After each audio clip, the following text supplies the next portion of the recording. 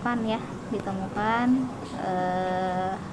untuk berdasarkan yang kami terima itu adalah ditemukan pasien terjatuh ya, dari satu gedung ruang perawatan ya, Lantai berapa?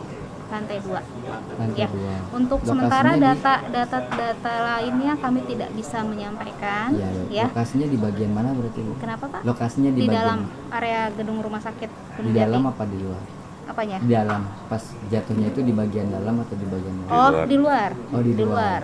Ya. Kejadiannya jam Tadi sebelum maghrib sekitar 17 berapa ya? 38-an. 17.38. 17.23-an. Ya, pokoknya Dalam perawatan atau gimana? perawatan. Perawatan.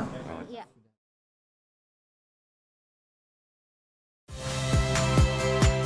Saya Niluh Puspa. Saksikan program-program Kompas TV melalui siaran digital, pay TV, dan media streaming lainnya.